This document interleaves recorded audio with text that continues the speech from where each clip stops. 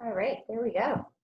So again, I'm just going to launch off and thank you guys for joining our podium session today in November.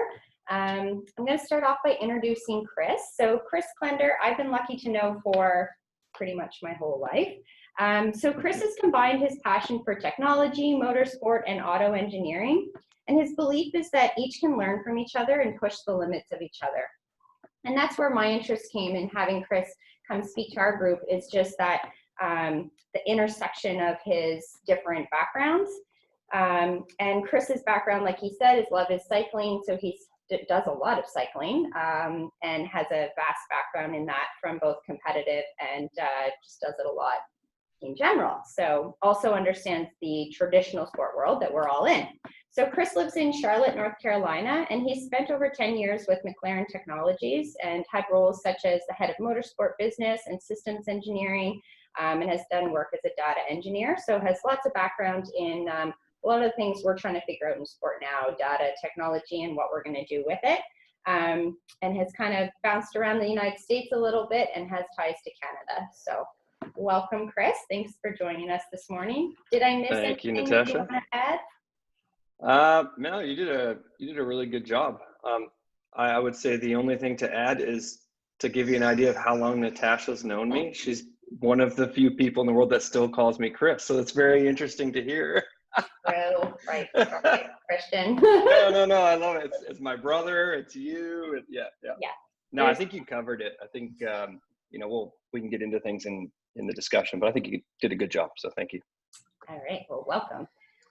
So again, I'll ask everyone online, ask questions as we go, but I've got a few questions just to start us off with Chris and see where we go. So with his vast work in technology and sports, I wanted to start off by just asking you what your definition of innovation is. Yeah, this is the tough one, right? The broad question. Yeah. Yeah. So I think, I remember us talking about this a little bit. I think it was last week or the week before, we kind of went through and had a little chat. I think there's probably a couple of different ways to define innovation, but I think for me, innovation, I think the key thing when we were talking last week is innovation doesn't have to be as complicated and high tech as everyone might think it has to be. It can be, it absolutely can be, but I mean, innovation in the world of sports can be something very simple as well. So I think for me, innovation is just applying something new in your field, right? So there's innovation in tech and there's innovation in sport. Innovation in tech can be complicated, but innovation in sport is just using something potentially that exists out there today and bringing it to your world, to your sport, or even to your little corner of the world in your sport, right? Whatever it may be, whether you're an Olympic coach or a coach in a club league club league in the evenings. So I think I just like to say with innovation, don't be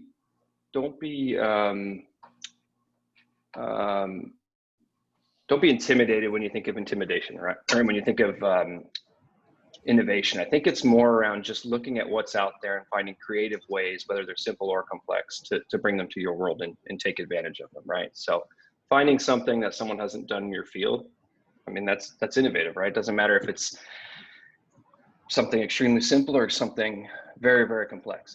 It's all innovation in my eyes. So. Yeah, thank you. And then I'm going to jump to definitely a more complicated question here, but actually I'm going to do two different ones first. So the first is just when we think about innovation, we think, okay, it's just even an idea that hasn't been used yet in my sport. What does the idea process look like? So a lot of us sit back and go, wow, such and such company just thought of something and that's so innovative and it's going to change things. But really, what does that look like? Are they sitting in a boardroom with a whiteboard and these are just super smart people, or what?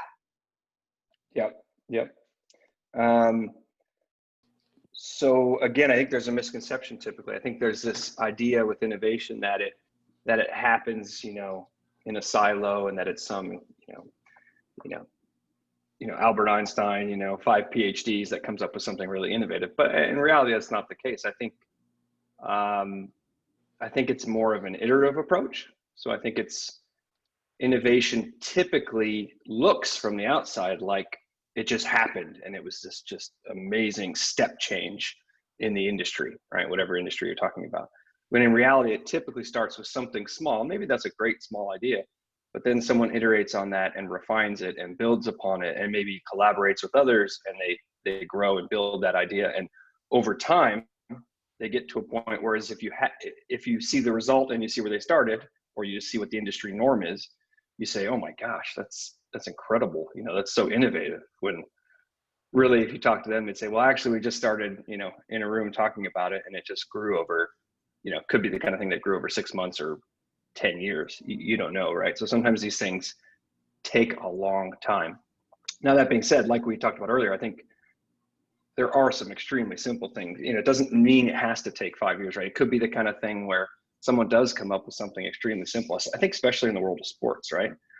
Someone could just stumble across something that is so simple, and they just happen to be the first one that used it. But I think typically when we think of technology innovation in sports, I think it's very iterative, and it takes a longer time than people think it does. Yeah, and I think that's the important message for us as coaches, is that, you know, we're being told, especially during COVID, we're being told, you know, try to be as innovative as possible. Or for here at the Sports Center, one of our values is innovation. And we need to remain grounded in that innovation does not mean we're coming in and coming up with new ideas every single day, and these are going to lead to huge changes. So I love that approach on, you know, thinking that we want to be innovative, but that is a process and not just a magic thing that'll happen. Awesome. Yeah, otherwise you just, I mean, I think, and I fall victim to this too. I think sometimes otherwise you feel like a failure every day or week, right? You need to really look at that long haul. Otherwise it's, oh, I wasn't innovative today. It's like, oh, yeah, give yourself a break, you know? Yeah, I think that's a very solid message for all of us who are like trying so hard to do that. Yeah. So along this same line, like you've worked very heavily in sports technology. What are some of the world-changing technology changes you've seen, or some predictions of things that are coming, or just different ways of thinking that you've seen? And like the one example that you spoke about with the NBA would be really cool to hear about.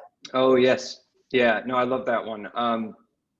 So there's tons. I mean, we could talk forever about this, but yeah, the one I thought was interesting, if people want to look at it, it's more of, I think there's two sides, right? There's the player / athlete side of things, right? And there's coaching, innovation and coaching. And then there's the other side, which is more to the public, right? The innovation in fan engagement, you know, bringing the sport to the fan, right? Connecting the fan in their sport, right?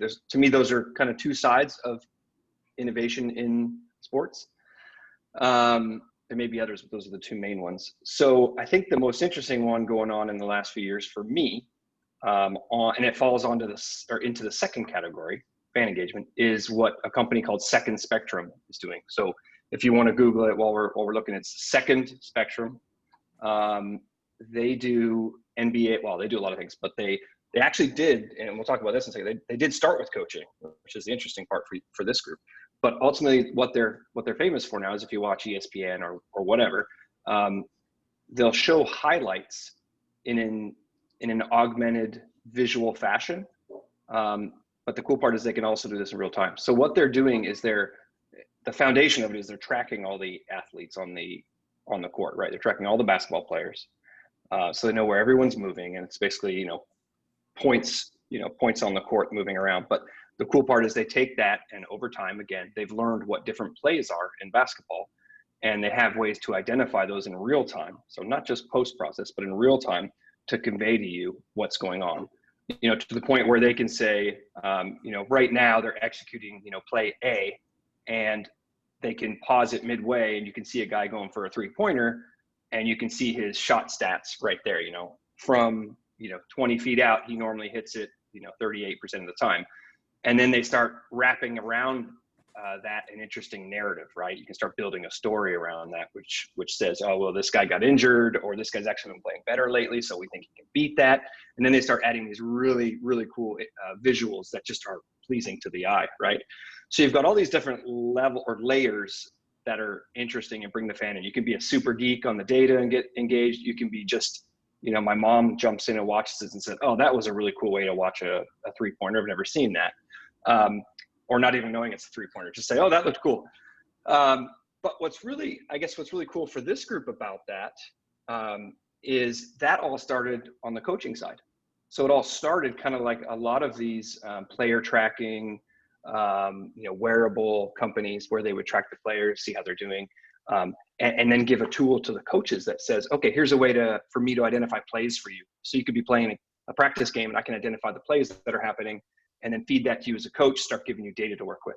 So it started on one end and went to the other, which I'm sure there's tons we could explore there with this group, but that's really interesting because it hits both sides. But I think from a big stage in sports, they're doing an amazing job.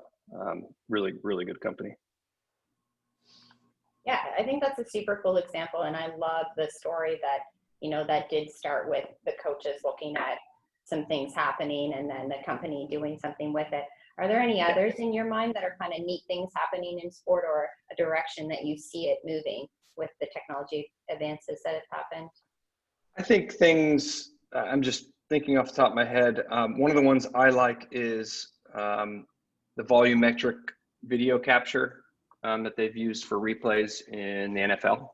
So capturing the field of play from many different angles so that when you actually want to do a replay, you can kind of zoom in and wrap around a play and see things from different angles.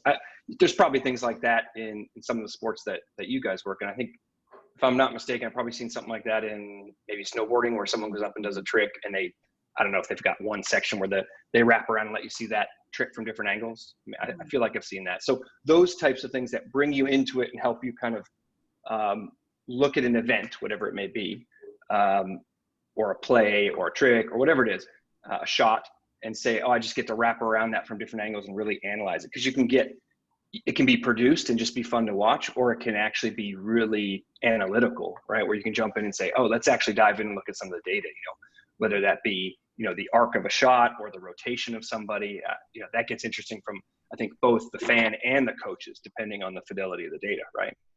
Yeah. You guys as coaches would just dig in even deeper than a fan, but I love that kind of thing. I think that's really interesting. The camera technology that's allowing us to do that is amazing. And, combined with a lot of the player tracking, of course, as well, makes for a great result.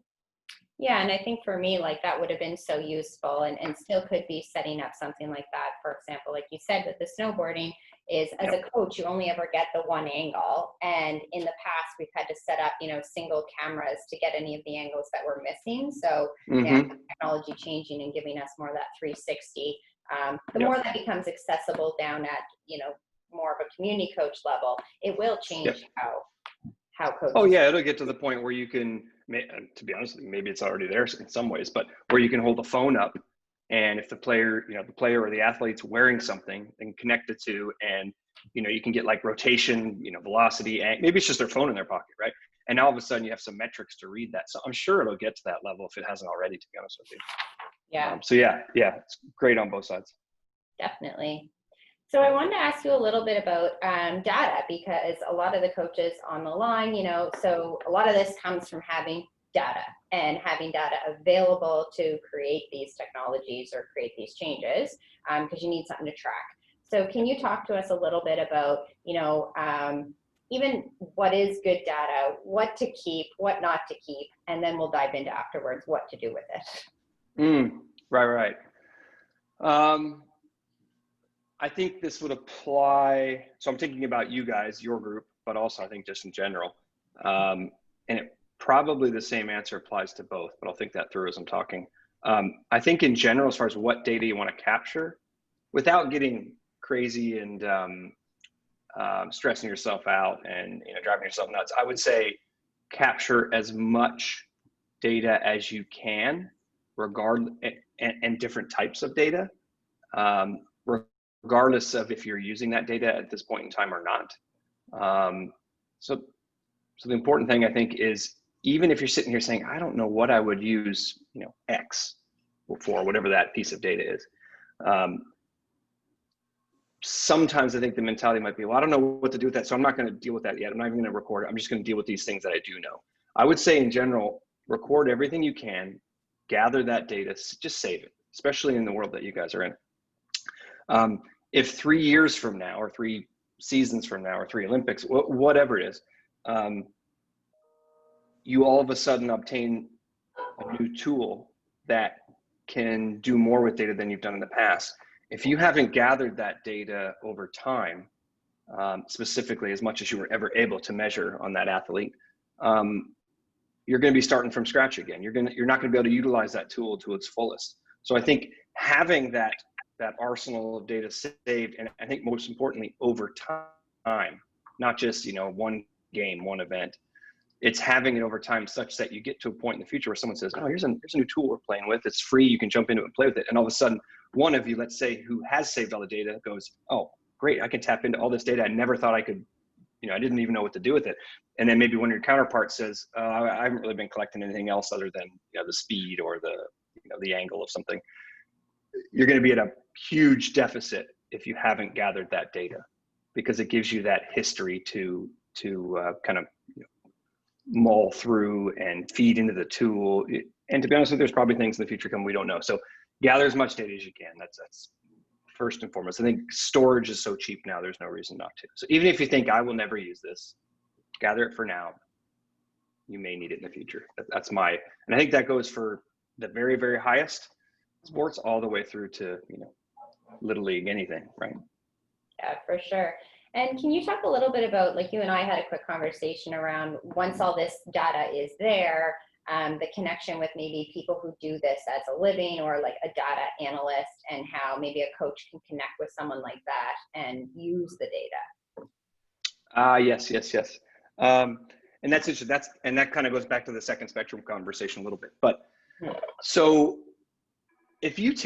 sometimes I think there's this idea in sports where, you forget how good you guys and gals are at what you do, right? You forget how well you know the sport. And a lot of it, it's not all objective, right? A lot of little subjective, I've done it for 20 years and I just know what X looks like.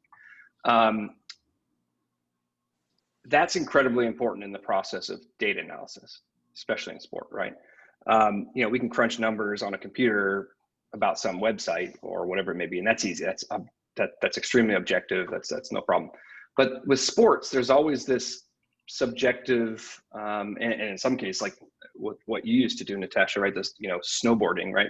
There's an artistic side to it, right? I wouldn't even call it subjective. It's a whole nother level. And I don't know a lot about it, but I know the basics. So what a lot of I think the preconceived ideas are, man, if we just had a data analysis, a data scientist to analyze all this data, they could just do so much and it would be amazing. I wish we could, I wish we had that. But in reality, I think the flip or the opposite of that, or if you flip it around, is true, where the data scientists that are getting into sports or applying some of their work to sports feel the same way about you guys, right? They need subject matter experts to make this work, right? You can have a data scientist, but and he can collect all the data about basketball or snowboarding or golf in the world, but without a subject matter expert, which taken to its extreme is the best players in the world and the best coaches in the world, right?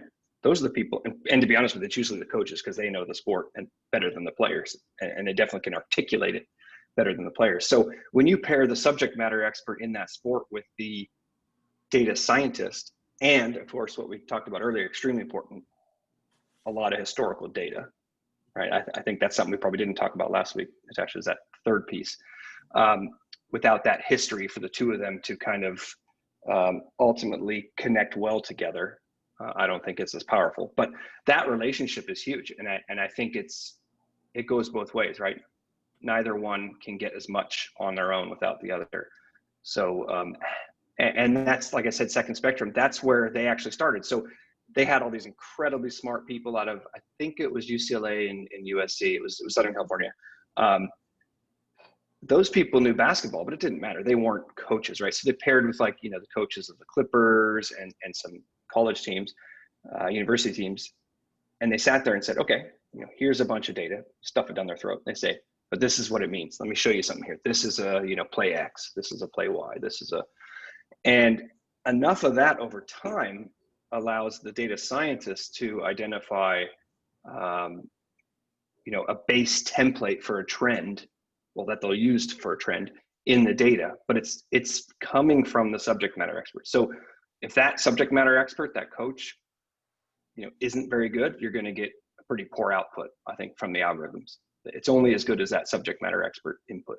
So that's huge. And I think one of the things we had talked about, Natasha, that was really interesting, maybe we'll get to it later, was how you leverage that position that you have as coaches to bring that to the table, whether it be for research projects or corporate work. There's a lot there that you guys can, I think, bring to the table. So you might say, oh, my budget's only this big, but actually your experience is this big, and you can bring that to the table and leverage for the usage of some of these tools, or the creation even of these tools. Yeah, and I think that's a good place to go now, Chris. And I just wanted to share with the group, it's such a cool conversation for those of us on the line that are coaching, which is all of you, because it is a direction that sport's starting to go, which is why I wanted to have this conversation. So we see it as one of the most emerging, as far as sports science, data science is the largest emerging field that's coming out. So we now have a full-time data scientist here at the Canadian Sports Centre Atlantic, and he's working with a very small group right now because it is, it's time consuming and it's just such a budding place. But what we do see in the future is many more of those positions, other sports centers having data scientists. It's definitely, there's also not a lot of sport data scientists out there in amateur sport. And in the next 5 years, that's going to change really quickly. There's more students involved. There's more people that want to do this. So talk a little bit about that connection, because we have one here. So also for the coaches online, this is not way up in the sky. We do have these people who are starting on staff. You're going to start to see these roles as part of your IST team, working even at the provincial level, and that's already happening. But then also here in Nova Scotia, for those of you, I know we have representation from around the area, but we have some in Nova Scotia, and Halifax is very much a technology hub right now. And some of it, may not be it's not all in sport, we'll say that for sure, but there is some in sport and there's some in other fields that are data fields. So let's talk a little bit about that, Chris, just the connection between, with this data, say these coaches have this data, how can they pair and use it and find places? Yes. Yeah. No. So again, back to kind of what I would call the leverage you guys have, but more maybe the opportunities that leverage opens up to you. If it was, and I think the way I thought about this was, if I was in your shoes, not knowing, of course, everything you guys do, but just the basics, and I wanted to maximize my budget, my time, and ultimately, I think, if I'm not mistaken, the final and most important thing would be the results of your athletes, right? At whatever event you're targeting. I think for me, it would be a matter of seeking out relationships in academia and in industry, right? So both, like Natasha said, maybe in Halifax there's some great startups or somewhat established tech companies that you can tap into to bring your expertise to the table, and just as importantly, and you could argue which is more important, but bringing the data to the table as well with your expertise, and saying, okay, I'm into golf and I coach golf. I have 3 years worth of data, or maybe I have 1 year worth of good data and 5 years worth of decent data, and I see that company X is into whatever it is. Maybe they're doing finance, but maybe there's an interesting angle for them where it could be storytelling, it could be moving forward a different aspect of their technology. But I think don't limit who you're reaching out to either. Like I said, a finance, it doesn't have to be in sport. I think there's a lot there, because they can use your data, they can use your expertise to drill into some things. And I think there's probably an angle there, just from the fact that you guys are aligned with, Canadian sports, right? Or maybe you would just focus it on, let's say, maritime area, and especially if it's a company coming out of Halifax, let's say, and you can really target that for whether it's a Halifax story or a Canada story, to get behind, yeah, we might do finance, but we're doing this amazing thing with Canadian sport. And that's a great storytelling device for them as a business to be able to go to their customers, to just, put out there on social. I think there's two sides, right? It can be driving that side, but it can also drive the technical side, depending. And it doesn't have, it can be one or the other, or both. It doesn't have to be a certain one. And then on the other side of that, not just industry, but obviously universities. I'm sure you guys have connections with universities, but universities probably, more so for the technology side. I think there's a lot there. Universities never have enough data. They never have enough connection to the real world. And that's what I think this group could potentially bring. So I would reach out to all those. You can get a lot of, I wouldn't call it free labor, but close to it from a university where, they're trying to do their PhD, they're trying to, do whatever it is. And they're willing to offer up, a post-grad or 2 or 3, depending on the project, to crunch through some numbers. So I think that's something I would explore in your positions. Again, not knowing everything, but that's my thoughts, is explore those, that ecosystem of industry and universities. I think it would be really useful, or could be really useful. Yeah, thanks, Chris. And also, again, I know I keep talking about Halifax, but for those of us in Halifax, there's a lot of universities here. So it's not just one option, right? We're in a city with a lot of university. The province has a lot of universities. New Brunswick is pretty heavily university driven as well. So lots of opportunities. So I love that. That can be everyone's action item after today. Go find a student to partner with and use your data. So I'm going to open it up at this point briefly for some questions before we dive into some more questions that I have. So does anyone on the line, do you want to type in the chat or unmute your mic and ask? And it's totally okay if there are none now, but I want to give this kind of pause. Around innovation. Yeah. A sport sometimes has to, they always have to play inside the rules, and sometimes you're finding the gray areas. So you innovate a product like the Mercedes DAS system in F1, and then it just gets banned the next year. How frustrating is that? Good question, Kristen. Wow, yeah, that's a good one. There's a couple ways to answer that. Depends on your resources, I think. I mean, the example you just gave is an example of the highest level of technology competition that can literally have a group of people, 5 or 10 individuals who can create a system like that and exploit the rules. And as long as they win, and they probably have, I shouldn't say they have a metric they use to say, as long as we can get 3 races of advantage out of this, it's worth it. Or as long as we can get 10 races or a season. And that's basically discussion between the engineers and the team leadership to say, okay, here's a great idea. We think it would give us, whatever, 0.3 a lap. Let's go for it.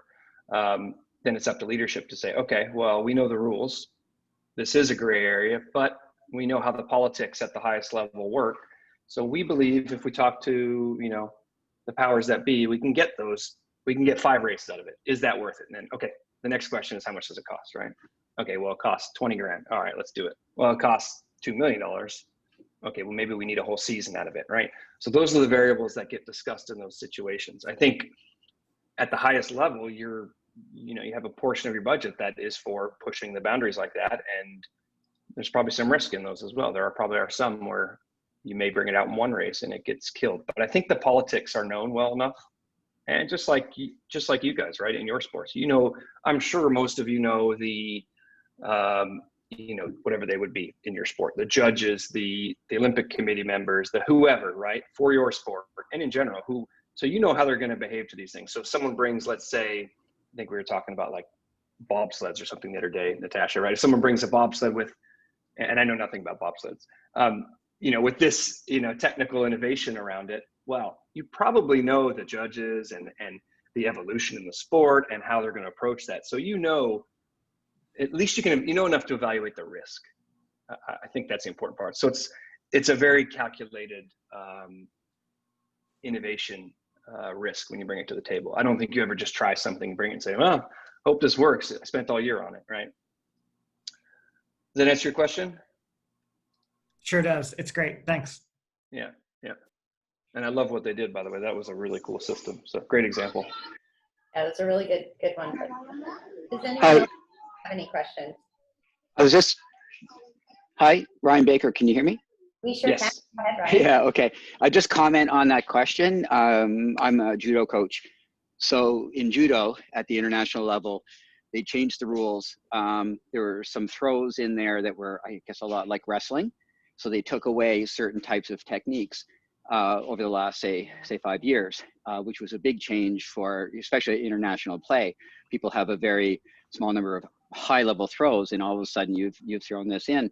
It didn't take very long for competitors at that level to just adapt. So, for example, a throw where you would have to, say, come in, grab a leg with one hand as you came in to toss them on their back.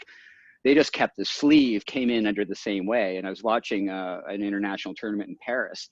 It was kind of older juniors, if you like, kind of between a senior and junior level. And it was like, I'm looking at this throw going, oh my God, that's amazing. They just took the new rule. They took the throw that they were already doing that is now out of bounds, and they just adapted it. And so it didn't take long for, I'll say, especially the elite level to take a look and go, uh-huh, all right. Mm-hmm. And then they adapted and did something else. So I mean, I guess your example in motorsport would be, yep, okay, we got a good return on investment out of that. They changed the rule. And then sometimes it opens up something else. So I guess it's keeping the open mind and always be willing to look at, innovation, when it applies, instead of just sort of staying in the same track. Anyway, I just wanted to comment on, it was a good question. Yeah, but you raised a really good point too, I think, is that, was it Ryan? Yeah. Ryan, yeah, you raised a good point, Ryan, that that's really, I don't know if this applies for some of you, but it might actually, if you look at like getting into the officiating or the politics around rules in your sport. But that's a great area to use data as well, but it's extremely difficult for the example you just gave, right? It's so subjective. A lot of these rules, it's so subjective, even in the most data-rich sports, where it's very difficult to predict how the best people in the world will react to these changes and adapt to them. And they do, like you said, I mean, they're the best in the world. So they do these things that just blow our minds, and we're like, oh my God. So you end up changing the rule, seeing how they adapt and react and then adapt. And then it's a process, right? And it's cyclical and iterative, where you then keep chasing that, season on season or event on event, depending on the rules of the sport. But it's incredibly difficult. But that's where the combination, again, of you as subject matter experts combined with the data is so important, because the data on its own, it's not going to work. It's so much more complicated than that, especially the example you gave, which is human to human, which is so dynamic, right? It's not a machine in the loop. It's so complicated. So yeah, great point. Does anyone else have any questions? Jump in. Give you another sec. Again, you can always type them and I'll jump in with some more. Yep. Okay. Well, thank you guys. I love those two. So we've kind of naturally, the conversation has gone this way towards my next question anyway, which is great. So I want to ask a little bit about predictive analytics. So again, a bit of a catchphrase right now in sport. We keep hearing about it. I want to ask you, what is it, and how can you predict the performance of something that's so full of faults? So to Ryan's point, humans are full of faults. They act differently in different scenarios. So how can predictive analytics even work in sport? Yeah, so I think predictive analytics probably gets into, we don't want to misuse the term, it almost gets into a whole nother side of data analytics, right? So there's looking back, right? It's just like history, right? It's looking back in history with data is great, because you know what happened, you have data to wrap around it, you have your expertise to wrap around it, and really dive in and see what happened, and maybe start asking questions as to why, how could we do that better? So if it's a running race, how could we have, paced it differently, these sorts of things, right? And you can look at all that. That's great, because you're looking backwards. To look forward, yeah, it's more difficult. At the end of the day, it's much more difficult, because you have to master looking back. You have to master historical data analysis before you can even think of doing predictive analytics. So I think when I say you have to master looking back, you have to ultimately create models that can describe what happened in the past very easily, kind of like the second spectrum stuff we were talking about earlier, with being able to pump data in and have a computer say, that was a pick and roll, or that was a 2-point fade, just by looking at the data without any human interaction. when you start to look forward, you have to have a mastery of looking back such that you can build into your models that knowledge to say, okay, not only do I know what happened in the past if you give me data, but what I'm learning to do is, as I see data real time and combine that with what's just happened in the immediate past, but also the historical past, right? Let's say again, we'll go back to the basketball, a pass is made to player A. Just stop for a second. Okay, we know the history of player A, right? We know him or her from, when they were 8 years old till now. Okay, we know the current season, what's going on, injuries, performance. We know the context of the game, the context of the play. What's going to happen now? Well, now we start to look at things like, okay, what kind of model do we have built around that player, right?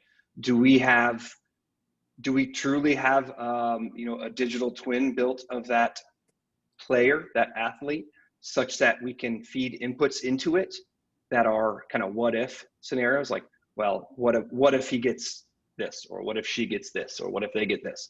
That could be, a pass or a certain shot given to them, or whatever it may be, right? Certain input into a car. What typically is going to happen next based on that? And you can obviously imagine how quickly that goes out to millions and millions of permutations of outcomes, right? So it's very difficult at the end of the day. But I think there's a spectrum of that you can kind of put predictive analytics into, right? So I say all that to say it's complicated, but at the same time, I don't want to scare everybody, right?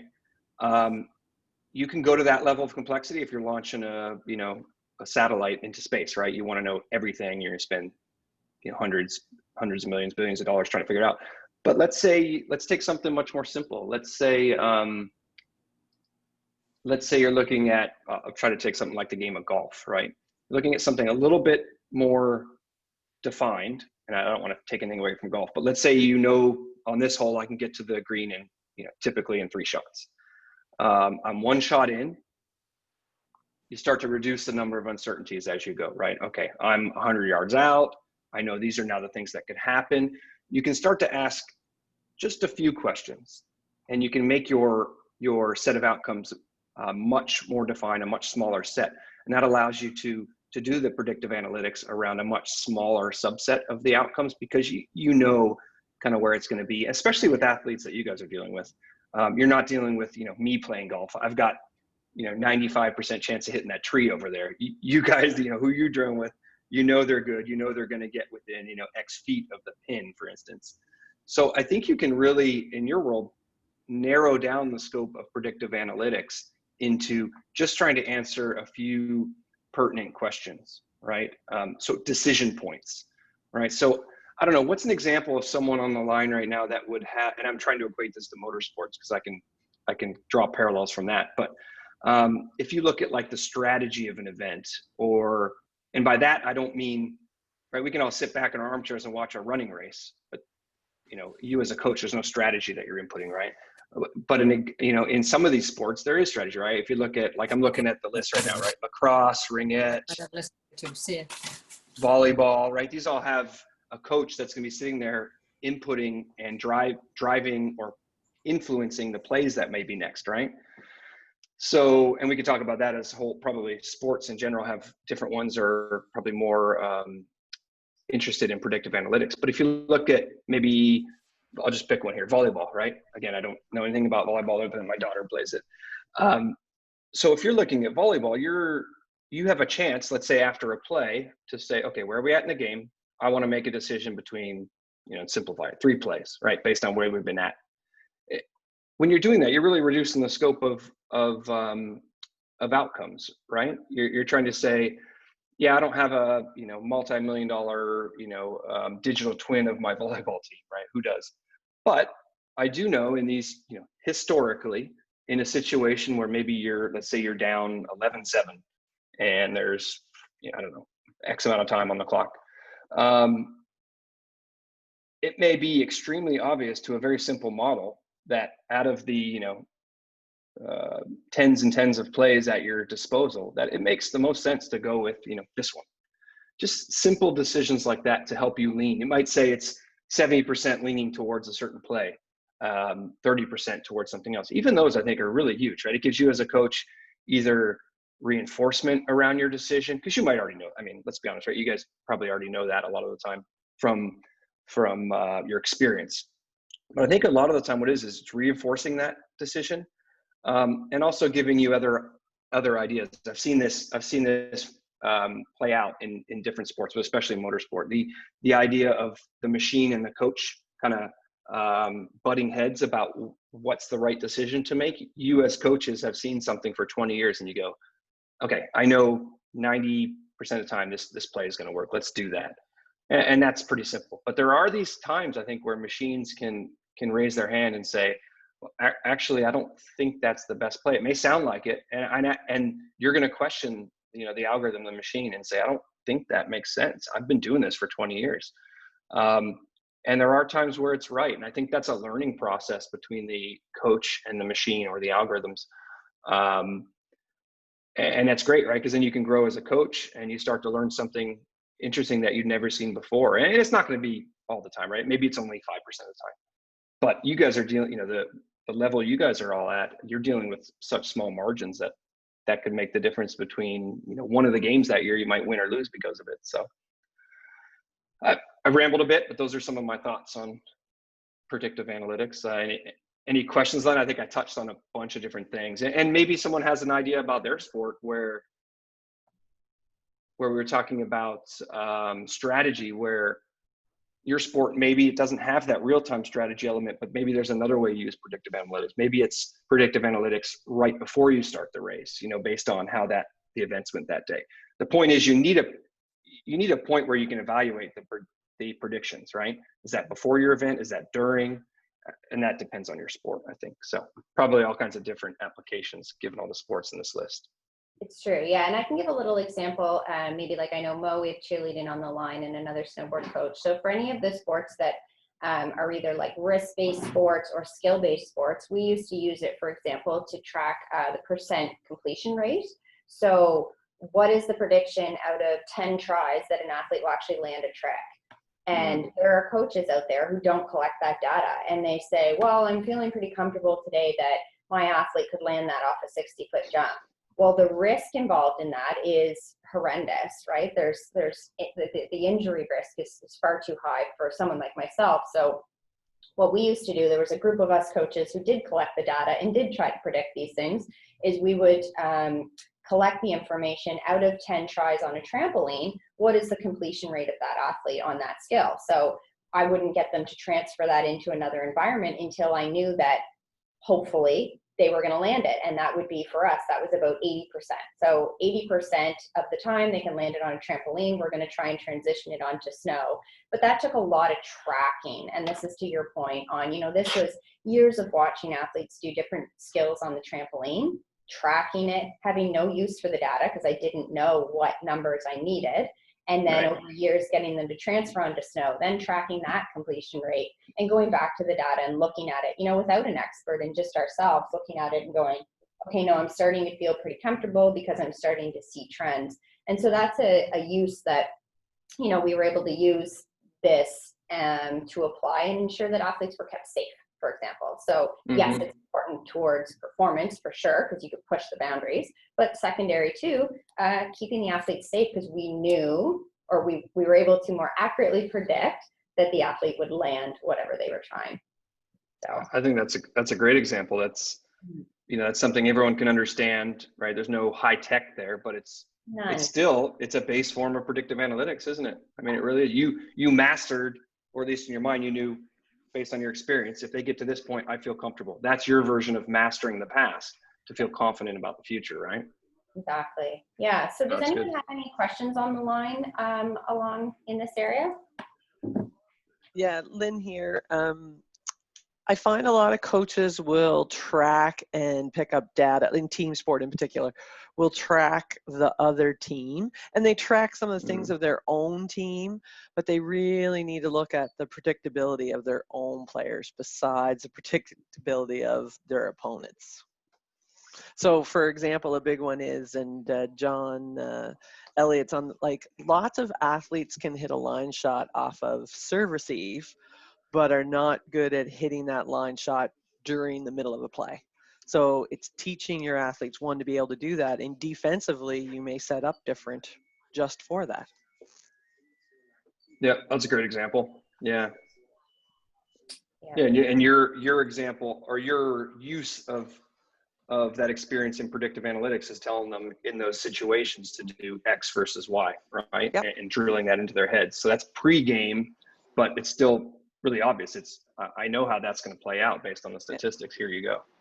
Yeah, but I'm a geek. Yeah. Like, I still have assistant coaches who, even at a high school level, who are trying to track who's doing what during the game. I mean, we don't have the high-tech video that we can go back to right at that moment and that kind of stuff. So, trying to pick a few that we can go after. Yeah, you have people writing stuff down instead of, I mean, that's the tough part, right? We're still in this transition where in a lot of these sports, it's probably something where you just grab a high schooler or a intern or whatever the equivalent is and say, please write down as much as you can, right? During the game, where eventually, and in some sports you already have it, right? We'll be able to put your phone on a mount on the side of the court or field of play and it'll just track it all for you, but we're not there yet for everybody. Totally. So I'm going to jump in from a question from one of our colleagues that I wanted to ask you. So Chris, this is one that we didn't get to chat because he just gave it to me a couple days ago. So how do you promote innovation and creative thinking within a team? So, thinking back to your work environments where you were working in pushing technology in motorsport, how do you promote that way of thinking within the broader team that you're working in? And when you say team you're working, you mean like your work? You mean, in work, not the sport, not the team in the sport itself, but kind of us on the phone. Yeah, so because then also for those on the line, this would apply to those that they work with, their assistant coaches, maybe their executive directors, like to help push the sport, but that working team of professionals that are trying to do that. How do you promote innovation thinking in that group? Yeah, I think my thoughts on that, and this is tough, I think, especially for, and again, I'll make an assumption here for this group, but I think that's tough for people at the top of their sport. Because I think you guys get so used to, what works in your sport, and it's very easy to get, your job is to, sharpen the knife to its, sharpest, right? It's to come to an event and, do what you've done for decades and get someone to be optimized for that day, right? I think that in some ways can go against innovation in the sense that, and I could be speaking for myself, but kind of in my experience, innovation or attempts at innovation can slow down the optimization of a process, right? So you may be thinking, okay, we are aiming for, national championships this month, world championships, Olympics, whatever it is that year. We only have so much time. The athletes have their defined training plans and here's what we're doing to help those. If you don't give enough latitude for someone to try something outside of that optimized path and potentially fail, and in a worst case, hopefully not, but in a worst case, slow down or slow down your process or de-optimize the preparation for that athlete or that event. If you're not allowing that, I don't think it's going to happen. I don't think the people that report to you, your team, peers, or subordinates are going to go for it. It's too much risk. So you need to allow people. I think it's kind of two things. You need to have that culture such that it's allowed, right? I mean, I understand you guys are driving towards something, and there's only so many resources, right? You don't have a team that can just fail every day and occasionally come up with a win. But I think you need to allow that for the long term. It's one of those trade-offs, short-term versus long-term, right? If we're going for the, what is it now? Well, it's a bad example. Let's say it's April and you're going for national championships in August or September. You might say, we don't have time to spend any, we don't have cycles we could spend on that pet project for, analyzing the swing or the whatever. Let's just help them win, right? We're going for a medal or we're going for whatever. But if you don't, I think what you'll find out 2 or 3 seasons from now, or 1 or 2 or 3 Olympics from now, is you as an organization or you for your sport will get left behind, right? Ultimately, you will be, you'll get stagnant So I say that knowing that it's really difficult to do, though. It's really easy for me to say it, but that's really hard to do. And the smaller your team, probably the harder it is to do that. But that's my thoughts on that. You really need to create a culture that allows some of that experimenting and failing too. Like if someone's going off on a tangent and trying something, I mean, yeah, it needs to be metered with your overall goals, but let them try. Let them try it, and if it fails, fine. You might learn something else interesting. So that's my 2 cents on that one. I love that, and that actually ties really well into where my thought went right now was COVID. So even for the, I was thinking more the work environment and driving our sports as leaders, but it ties so closely into coaching world right now because of COVID. So many of us on the line don't have national championships this year, or things have been canceled. Oh yeah.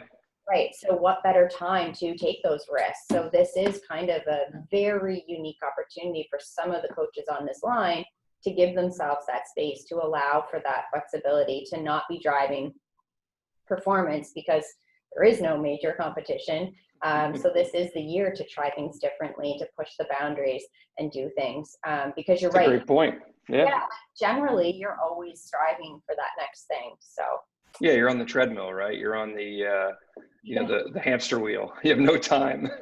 Yeah. Right So now you can, you're right. Maybe it gives people in this, COVID, whatever you want to call it, downtime or weird time to add some motivation to it, right? Because it's got to be hard for, again, you guys know this way better than I do, but as an athlete, when there's not an event to train at the level you normally do, right? But if now all of a sudden as an organization, you kind of draw that same parallel, yeah, I mean, innovate. Yep. Why not right now? What's the worst that happens? I mean, it gets you out of bed in the morning and you're not going for the, provincial championships and national championships, but maybe you're going for team growth and innovation. And maybe that brings you, when we get to the point where we can have a national championship, maybe you come out stronger than everyone else. That's a good point, Natasha. Yeah. So I have a question, Sophia. Are you able to unmute yourself? Yes, I think so. I hope so. You're good. We can hear you. Perfect. So I work with sailing, and I think similar to motorsport, at our highest level of sailing, we have these boats that foil and they fly more than they go through the water. And there's so much data in our sport because we are so exposed to the elements.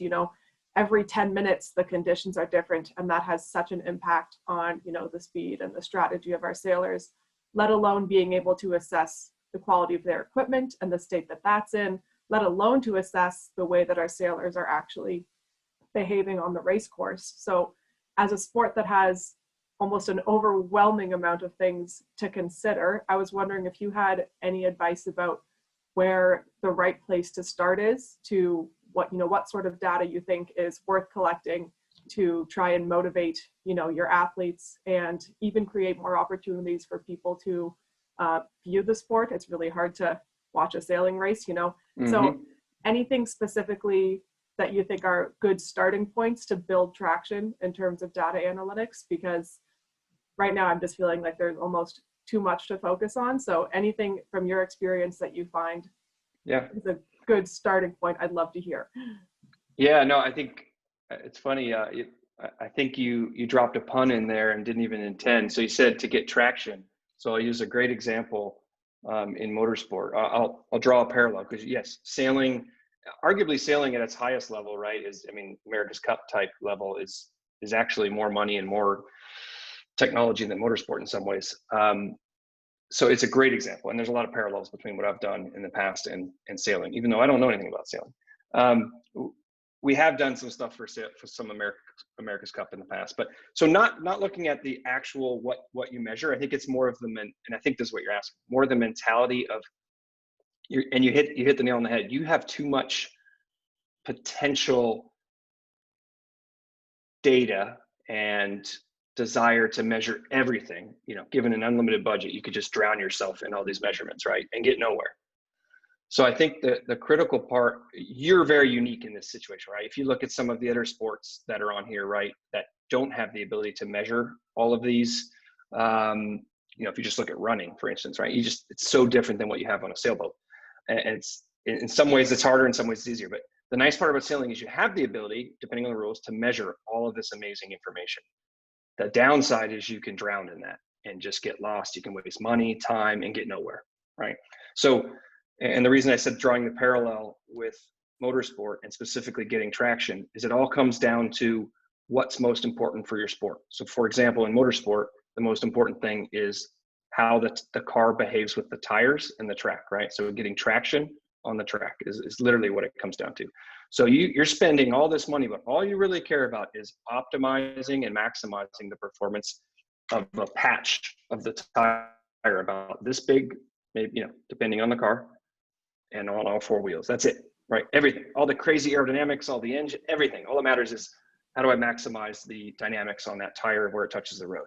So for sailing, again, I don't know a lot about sailing, but for sailing, maybe that's something to do with, you know, the sail and the angle of the wind and the angle of the boat, or potentially, you know, frontal area of the boat and how the water's coming around it. There's probably a million things. But my point is, identify what is most important to the performance of a boat, right? What are the critical, let's say, 3 things or whatever it is, and spend all your time, money, effort in learning about that and trying to make progress on that. I mean, yeah, collect as much data as you can, but like we said earlier, that still holds true. Collect as much data as you can afford and deal with. But don't spend your time looking at all the data that potentially doesn't matter right now. Look at what matters for what you need, right? Find the biggest. So for us, it's about finding, it's a triage. It's a triage, right? It's a list, and it's finding what gets you the most time per effort, right? If I know I can get, let's say it's a 1.5 minute lap, and I know I can get a second by looking at tire temperatures, well, I'm going to spend almost all my money measuring tire temperatures and optimizing those.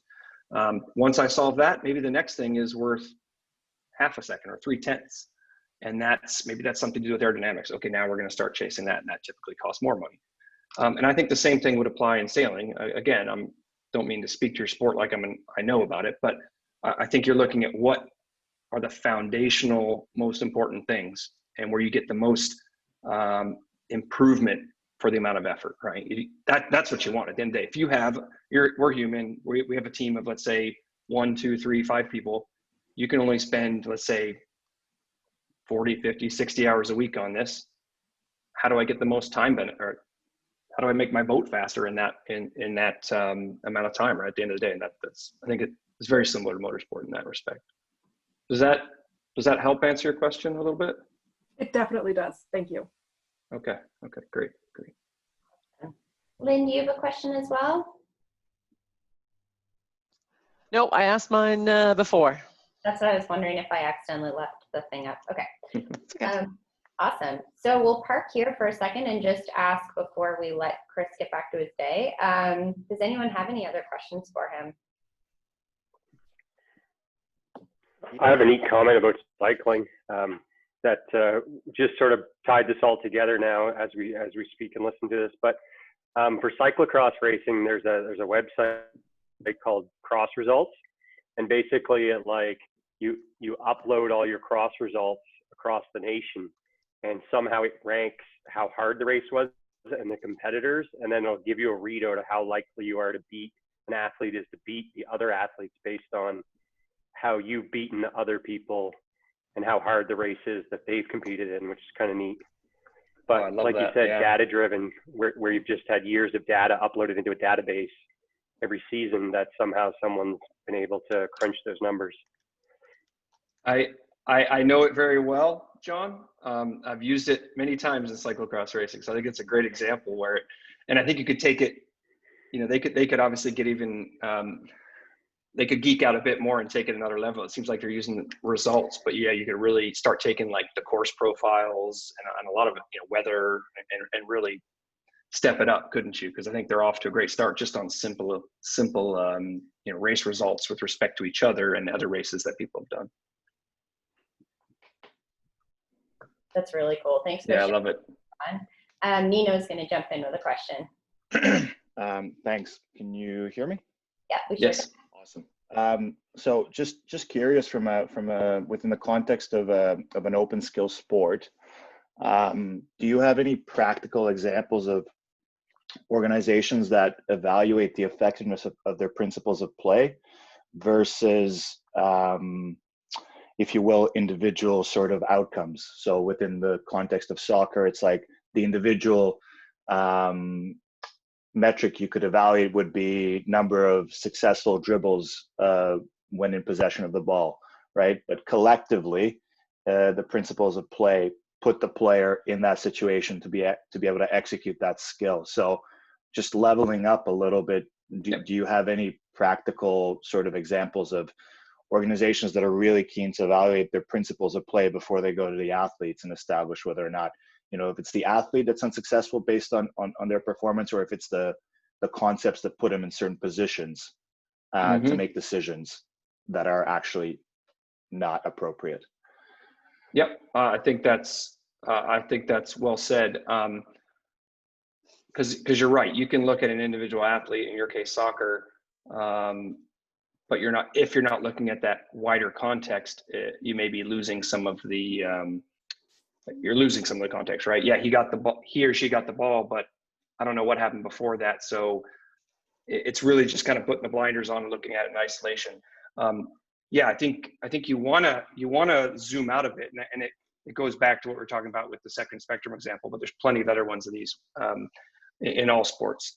But it's about looking at the play that is currently going on and the entire team, what each player is doing, and the context of that within the game, with the teams, what's the score right now, how much time's left on the clock, all these things feed in. But what it does is obviously creates a more it needs a more complicated algorithm, right, to understand this. So at its simplest form, you're understanding players, but you're right, if you step back, you have to understand the interaction between those players, and that creates what becomes a play, right? And then there's a series of plays in a game, and all that, it keeps layering on itself, right? And then there's games in a season.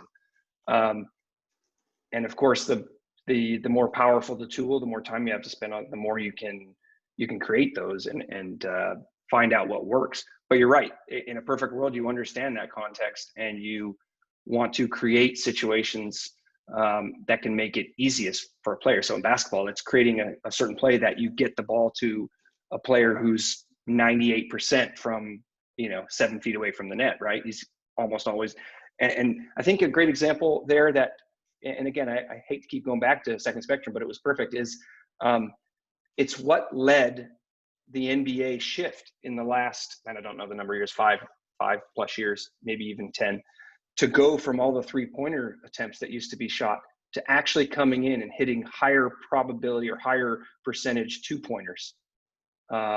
That ultimately drove a better outcome, a higher net team score, right? So I think that I had forgotten about that, but I think your question had brought that up in my mind. That's a great example of saying, well, yeah, we know this player can hit from the 3-point line, at let's say 60%. But if he comes in 2 steps or 3 steps, he bumps his percentage up to 90-something%. And if that in itself is like, okay, but isn't a 3-pointer better? So you can do some math there on its own, but that's meaningless unless you understand the context of putting he or she into a situation where they can execute that play and give them the space to move in 2-3 steps to make that shot, and then extrapolating out to saying that's going to give us a higher net score at the end of the game. I think that's where you're going with this, is looking at the wider context of the game and how do we optimize for that, right? It's hard, but that's the goal. So I do believe it takes some more, more complicated tools to do that, but I think it's where you should be targeting. I completely agree. Now, and I wouldn't just focus on the players till you perfect a player, because perfecting a player without the greater context is probably useless as well. So there's probably a balance there where you spend time understanding the player. But if I'm you and I'm focused on soccer, I think as a coach, yeah, you need to make a player, their best, but ultimately the team has to work well together. So I think at some point you need to transition pretty quickly to the broader context of the players in the game, not just the single player. Is that did that help answer what you were referring to? Yeah, I think again, within the context of an open skill sport, there's a value to us understanding what our sense-making mechanism is when we're trying to teach interdependence within a group of players, right? So, yeah. So collectively, we need to understand our actions and the purpose of them. And I feel like, in my experience in in tracking video and data is if we don't have a tool or principles through which we make sense of the complexity and the uncertainty within the flow of an open skill game, then it's sort of overburdening, right? But, Absolutely. Human but can't not do it going without a past tool. that. Not going past that to then look at the specific behaviors of the individual athlete without the context of the principles. So from a coaching perspective, I haven't seen a lot of content online around folks finding a way to effectively evaluate their coaching principles. It seems to go to the athlete and the execution. And I'm just trying to find the nuance. Individual. Yeah, I don't have any examples of like a platform that does that for soccer, football, basketball. That's out there kind of in the broad market. I think everything I've seen has been, and this is more due to the my day to day. I've seen systems that different organizations use at the highest level, but they're paying quite a bit of money for that. So it just depends. I mean, you're probably aware of a lot of, I think if I'm not mistaken, it's probably Australia and New Zealand that are probably pushing and were pushing and still are the boundaries in football and rugby, soccer, football and rugby from a player analytics perspective. So I think if you look at some of those organizations like the Zebras and the people that were doing the hardware to track the individuals at first, out of a lot of those came platforms that, whether it was just to sell their hardware or not, ended up becoming platforms that allowed you to analyze plays. And obviously working with the coaches on those teams, they've built in some of that, again, back to that subject matter expertise into those products. So I don't know the best products, and I can't really advise you on which ones I think I've seen that are really good in those spaces. But I think that's where I'd look. I would look at kind of what are the biggest teams using from a platform perspective, and see if there's a way to use those tools, to trial them, to, again, going back to the partnership conversation, maybe there's 10 tools and some of them are at the highest level and they don't, unless you pay them, you can't use it, but there's probably others that are still trying to get more data. So I would look at that spectrum of platforms, but I apologize, I don't know them in detail and I can't advise you, but there is some stuff out there. And I do think, to your point, there's some that are really doing a good job on analyzing the plays. I just don't know how, and the context of those, I don't know how readily available they are, to everybody, though, to be honest with you. Thanks. Yeah, no worries. It's a great question, though. It's a good one. It is, yeah. Does anyone else have any questions before we let Christian get back to his day? And I want to thank you guys. Thank you for the interaction on the line. Ryan, do you have another question? No. I was just, as we went off, I was going to say it was a great session. And I think even though we've all probably different ways using data, I think this, I think the presentation was great. And plus some of the questions it really helps everybody. Yeah, thank you very much. It was really good. And really good conversation. And you guys all with the questions, you kind of brought it full circle. So hopefully this is useful for everyone. Thanks, Chris, for spending the time with us this morning. Absolutely. Thanks for having me. Yeah. It was really, I really enjoyed it. Thanks everyone for the feedback. And yeah, enjoyed speaking with you all. Thanks for setting it up, Natasha. No problem. And if you guys have any questions afterwards, fire them my way, and we can always connect with Chris. If you think of, you log off and you think of a question, just fire it to me. And yep. thank you. No problem at all. No problem at all. Yeah, I look forward to it.